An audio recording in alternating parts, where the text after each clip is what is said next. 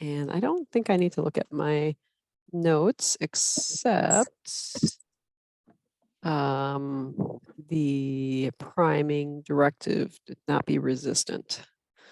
So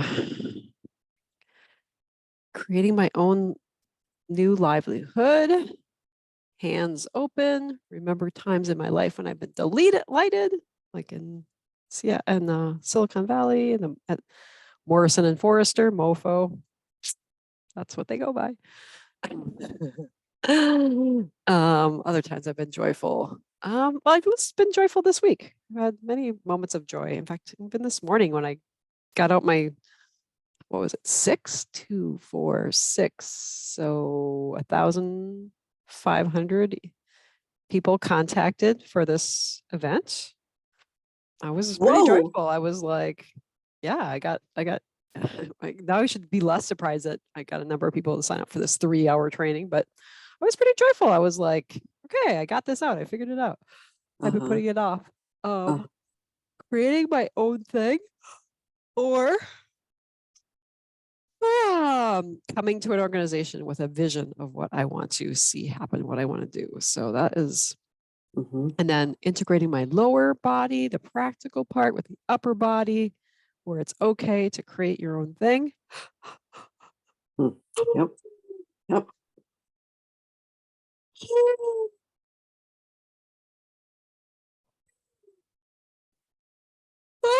You know, I agree with what John has taught us about no mixing of RC, but frankly, really, can we not like use somatic coaching?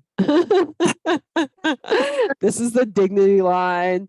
This is a community. Feel your depth. Feel yourself taking up space. I mean, because otherwise, it's as much as we're releasing emotions, it's a very cerebral activity. It seems like if you're going to start the mixing somewhere, I'd start with somatic coaching. Okay.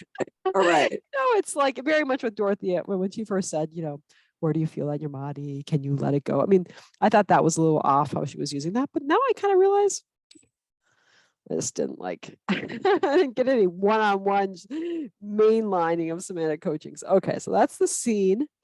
Okay. Yeah. Good. Okay, so we got I already got the magic wand here. So All right. all of this, imagine however many years into the future and there's a paycheck coming in that you don't have to do a damn thing for anybody. What are you going to do? And why not start doing that now or your next job? Why not create that, figure that out now? Why not now? You've been coached to not resist, and you can imagine being joyful because that's going to be that is the type of thing you're going to choose. You are not going to choose the most arduous thing. And actually, I think I didn't type up my notes from Saturday, but Sunday. But I had a big session about John in St. Louis, John Carroll, about like, why isn't RC not being more strategic about backing these environmentalists? Like, we have this thing called intensives. Why are we not providing that to these people? Yeah. Why are we not doing this? Why are we not making videos? Okay, let's all make our best 3 directions for environmentalists. Go. Okay, like work on our counseling technique for each other, but also for this group. Yeah. And then let's get some people who are good at like things we're not good at, like making it look zippy. And then recruit those people, just be strategic. Like, I mean, I know that Harvey would be like, yeah, Linda, go ahead with that idea. I'm going to put on the International Women's Day background. That was one of my highlights of the week was International Women's Day. Yeah. Yeah. Many, many people, myself included, have decided it should be every day. Yeah, that's a good point. Yes. And not complaining, not at all, but like it was so good. Let's just Let's Mhm. just continue to embrace women's strengths internationally, global unity. This is a background from Hennepin County. Guess what? Yes. Just exactly what I was saying. Get those people who have these skills working for us. Yes. Yes. Yes. Not like be so crunchy granola. Uh-huh. When not Wendy, Judy in Austin, Texas was saying, what was she saying? Something about I don't know, but I was like, yep, we're lined up here, you and I, Judy. Yeah. Yes. Every day. Every day. All right. So taking that joy of Women's Day, women being united. Casey made this, Casey Widness. Casey Widness, sometimes I think, oh, these talented women, they don't need lead in. No, they totally need lead in. Uh-huh. He said something like, she has nothing. Why would someone want her as a mentor? I was like, what the hell? Oh my God. So anyway, Uh-huh. people are not having their distresses challenged at work.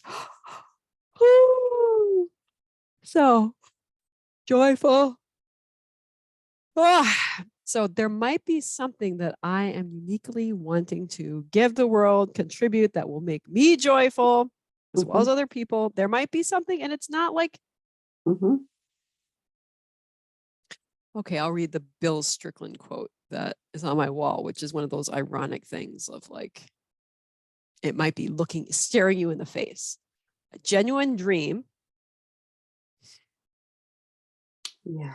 Bill Strickland like made a school for poor people on the East Coast. Huh. Genuine dream brings direction, conviction, substance, and satisfaction to your life the moment you commit yourself to it. Oh. Why was I not giving you like anyway a different commitment? But I could have been giving you this quote. All of my experience has taught me that the ability to base your life on sound, substantial dreams is a Mhm. fundamental requirement of living a meaningful and successful life. Wow. So I guess I could spend a few sessions on what is your genuine dream. Yeah. Not, Yes. it's funny now that I know that magic. Did I tell you how in United Arab Emirates you can be arrested for doing magic? No. No. Yeah, you can.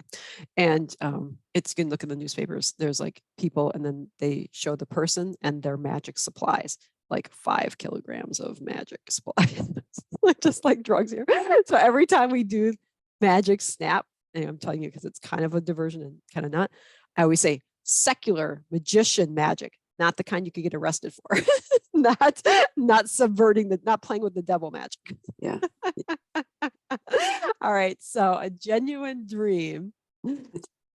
No, Yes. I was just noticing it made me have distress about this, knowing that there are parts of the world where I should be sensitive to this. Well, It's okay to have sleight of hand magic. That's not going to get you arrested. that is right. Yeah. Yeah. So I might have a genuine dream. Yes. I mean, I definitely have a dream of continuing the lean-in work. That is one of my dreams. Mhm.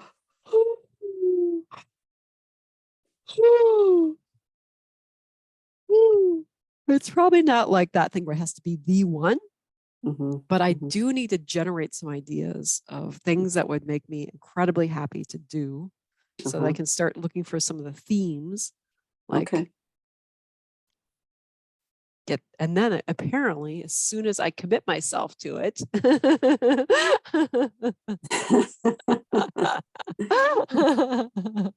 a genuine dream brings direction, conviction, substance, and satisfaction to your life the moment you commit yourself to it. So that is, okay, let me just own the dream I have. So my genuine dream of spreading free peer coaching circles with the Lean In, we'll call it brand, because that's how they are, has brought direction, conviction, substance, and satisfaction to my life for the whole 10 years that I've committed myself to it. Yes. And I have built my life on, and I haven't done as much to promote co-counseling, and I'm not sure why, partly because of mental health depression, I'm sure. You mean within the context of doing lean in stuff? No, I just mean in general. Like, In general, okay. I'm like telling people, hey, you should find a local lead-in circle. Am I telling people? Well, I did tell Pritika, and she's potentially going to be in what's her face? Kirsten's or No, until I've distressed about Liz's class. Liz So, Knable. Okay. yeah. Which is better than Mari because, or Karen, because my friend Mari lives with her, so I don't need any more shit about that. So I even told Mari today. I was like, please don't talk shit about Karen because I kind of enjoy it. So it's not good. Oh, that's what I was talking about with Judy today. Like, feels like the new blue pages are people doing too much co-counseling. Sorry, not sorry. That is what Mari says outside of, since Mari doesn't do sessions. No, I'm just totally talking smack about Karen, but I was like, the new blue pages is not. Like you didn't meet them. You did meet them through co-counseling, but you're trying to be friends with them, which is against the rules. All right. They never in those blue pages say getting your needs met through co-counseling. Okay, so I'm gonna follow Wendy's, be open to it, feel joyful, let yourself remember what it's like to be joyful.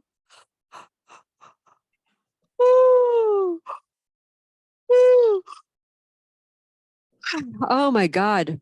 If I felt like it was my calling to do what Wendy is doing and do somatic coaching and teach healthcare providers to like grab people's hands or say, can I hold your hands for a moment? Let's take a few deep breaths together. Or like just do, what I'm saying, do as much hands-on stuff that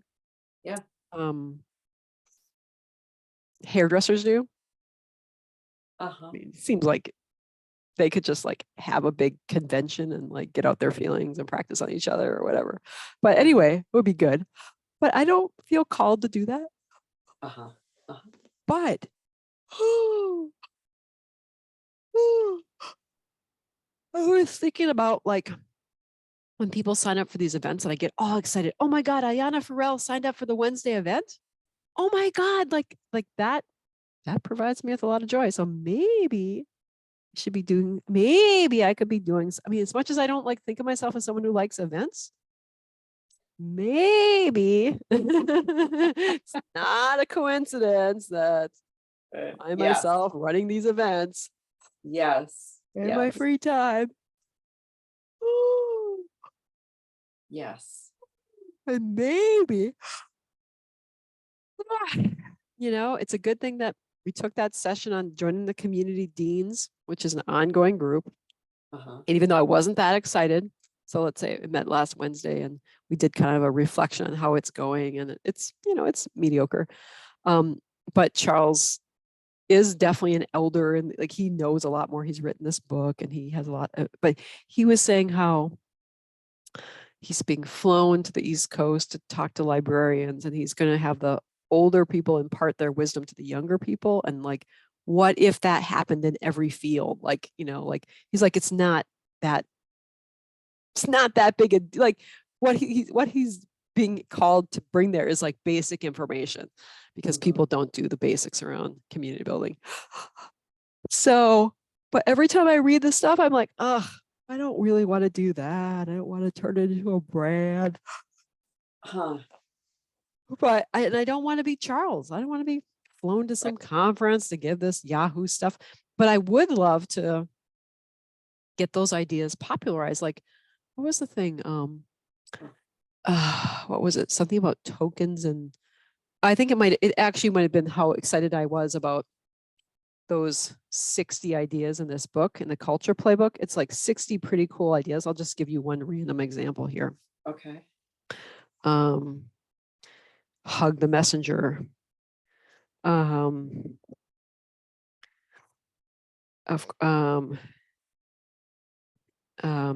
Okay, so one of the most important moments in a group life happens in the instant after someone shares bad news or give tough to hear feedback. In these moments, it's important not simply to tolerate difficult news, but to embrace it. You know the phrase, don't shoot the messenger, says Harvard professor. She's a psychological safety person, Amy Edmondson. In fact, it's not enough to not shoot them. You have to hug the messenger and let them know how much you need that feedback. So think about what all this shit that happened to me last fall. As I was trying to tell them, this doesn't make sense. Was I hugged as a messenger? I was not. Was it psychologically safe? No. Right. The way that you can, I just love that they're all going to buy copies of this book because I convinced them all that this is going to solve all their damn problems. So that's awesome. The way that you can be sure that they feel safe enough to tell you the truth next time. So, and I said that to Abby today when,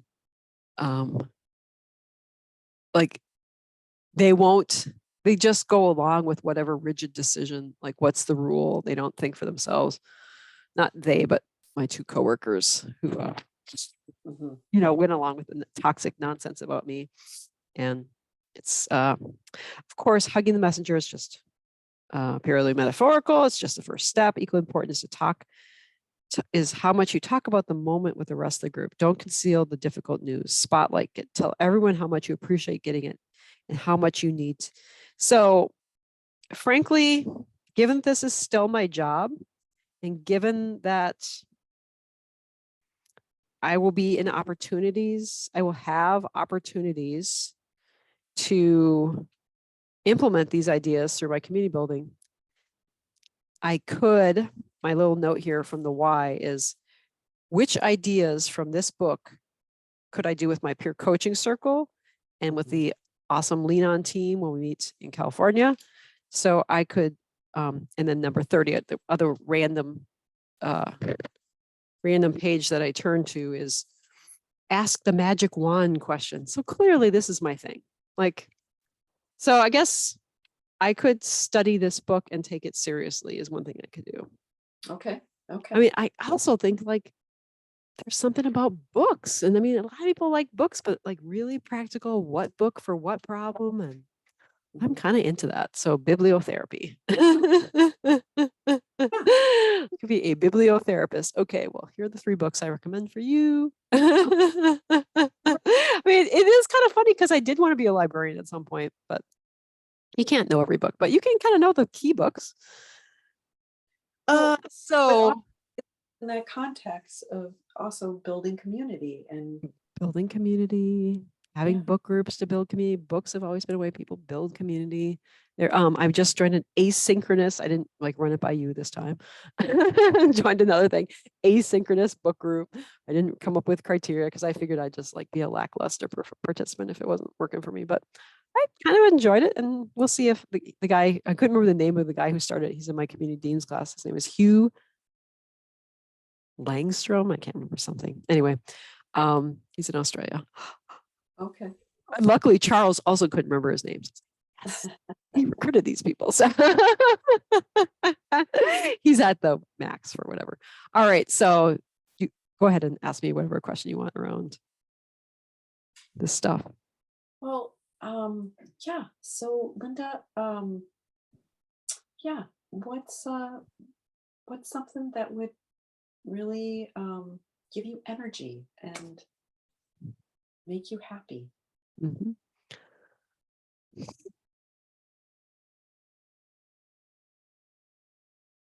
Well, my thought was, I mean, if I think about Bill Strickland's quote, I think about backing poor people, and I think about anything that's like, so Linda Rydell has a Getting By thing that teaches people about people who are poor and how they have to make decisions. So, and I do think about being a publicist for people I think are doing awesome work. So I can say RC should be backing these people. I could be backing these people. I mean, I think that's what people fall into. Like if I had unlimited time, I would just back other people, which is not that different from backing a young person or a grandchild or whatever. It's just like a very clear need and then you address it. So backing Linda Rydell's work, backing Wendy's work, backing Eva in St. Louis, her work, getting her on a board. I was wrote her an email saying, what the hell? You haven't moved your name to the top of the website. She designs websites. She hasn't done that yet. Uh-huh. What would give me energy? Yeah. I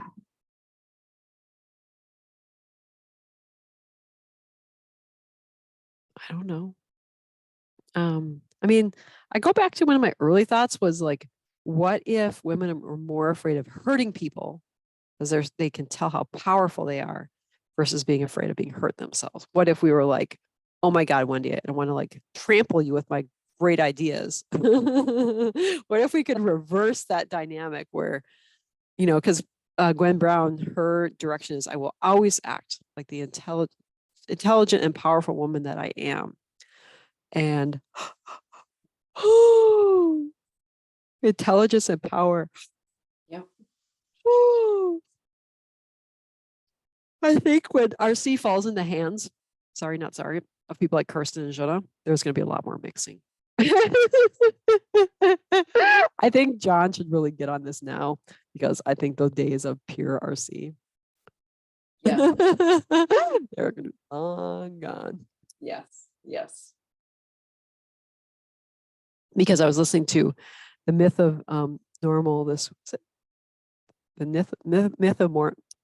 myth of normal this week by Gabor Mate, and he talks about the attachment and authenticity and the tension in a person's life between, and then of course when you bring them together and someone is part of a group and feels connected and they can be themselves, that's belonging. So that's, you know, what we're trying to cultivate these days is people feeling like they can be themselves and they can feel safe in that the group accepts them and they're going to pitch them out for being too X, Y, or Z.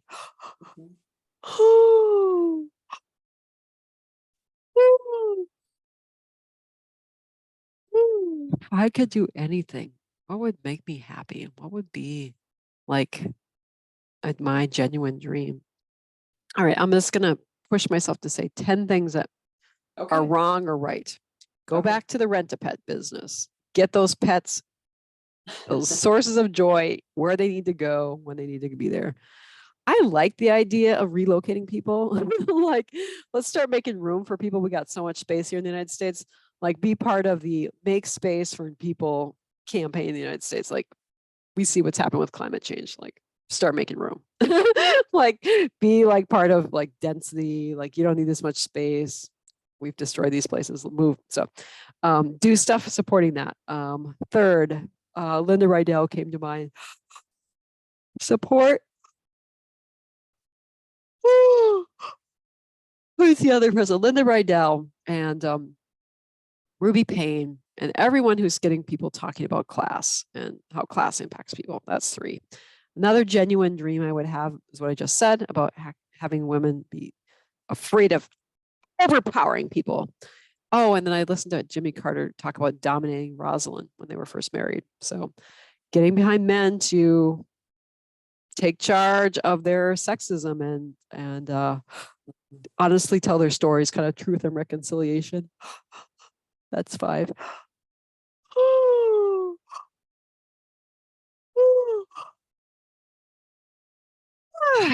God, wouldn't it be great if someone did something about the food situation? Do something about the food situation that appeals to a broad range of people. Like, just like a la Guerrilla Girls, like, and actually all of the video smashing Victoria's Secret, like, just get young people to say, you cannot sell me crap. Exactly what Michelle Obama said. Like, if they're feeding your kids crap, what do they think of your kids? Like, get a strong message of high quality food for everyone. No, what's the word? No, I can't remember the word. No qualifications. No, there's a better word for it. No, like, exceptions. Everyone, and no going back to choice and even, you know, those travel in circles where everyone should have the choice to eat shit food. No one should have the choice to eat shit food. People should be discouraged from eating low quality food. No one should eat low quality food. Nobody has to eat low quality food. You want to eat stuff with high in sugar? You know, it's your funeral, but like, no low quality food. We're not going to churn it out. We're not going to subsidize it. We're not going to let people destroy their bodies. as the main way that it's just not acceptable. We stop accepting that that's normative in the United States. We say enough. We're done with that. We're done with that. So get behind people who are really taking that on. What else? What other genuine dream? This is good, Linda. I do like peer coaching circles. So I could spend a year really getting, I mean, I've already been part of 10 freaking peer coaching circles. It's not like that. It's pretty easy to listen to people. Then but I can learn the main coaching questions. Something like, tell me more. What's the heart of this for you? Or like, there's a set of coaching questions that I could memorize, and I could just like make a little handout. Like I could take it seriously, and it could be in my toolkit of like, hey, have you thought about starting a peer coaching circle? Next group is April 1st. I could set the meeting for next year. I could like maybe do it more often than that as needed. I could even offer to do it for money. Yeah. You want me to teach people in your organization to run peer coaching circles? I mean, what's her face said, that Terry and Carter would hand over their business to me if I wanted it, but I'm like, no, I don't love it that much. There's no puppies involved. No, it's like nothing. Like, so yeah, I pretty much have said no to that, even though I've been their most successful person. But it just doesn't. I mean, I'll keep doing it. I mean, get this. I mean, one of the joys of this week was one of the questions on the follow-up survey for next Wednesday's meeting at work is, do you want to be in a peer coaching circle? And do you want it to have it on Teams or Zoom? Which I didn't even ask. I was like, screw it. If they want it on Zoom, we'll get it on Zoom, even though it's like whatever against their little policy. And then what day? Monday afternoon. I don't know. Thursday afternoon. Sunday afternoon. Sunday, yeah. They're all losing their shit when I put that on there. But I was like, I'd do it. Why not? It's like a dead zone in my weekend in general. Why not do some Hennepin County works? So today they officially gave me permission to have that survey question. Anyway, so yeah, so I mean, I love it enough to like do it for my work, do it for Lean In. Yeah. Mari's doing it at the U. Oh. All right, was that 8? 2 more genuine dreams. Well, I mean, there's people doing stuff around money, but it feels like there's something that's missing around. Maybe it's time management stuff, like taking yourself seriously and how you use your time. And I don't know, there's something there. I mean, people, oh, you're so intentional, all this stuff, but like, seems like, I don't know. I don't want to be with the crazy app people stuff, but like, I do really appreciate David Allen's system for getting stuff done. And it's not perfect and whatever, but, and then I'll say number 10, I'll say the appreciations. Cause like when I saw that they made a kudo board for my coworker who's retiring, I was like on it. I was like, hooray, excellent. And then they all put stupid photos. I put a real photo from Renee's. I mean, she's been at Hennepin County forever. If you don't have a freaking picture of Renee, you can get one, lazy people. Even though I was counseling 2 people this week, Gracia and Muhammad, not to ever use the word lazy.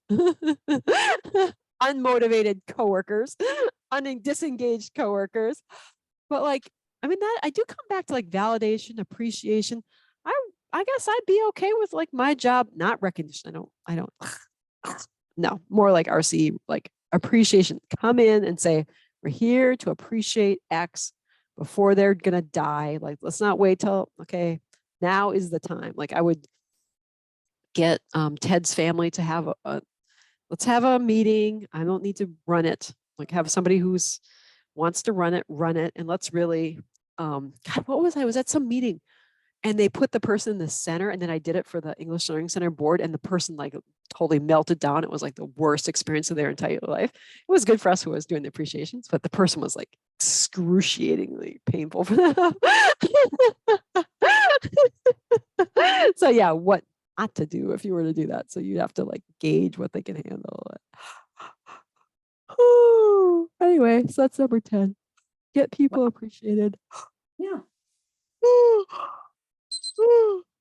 Thank you. All right. Yeah. Last thoughts there?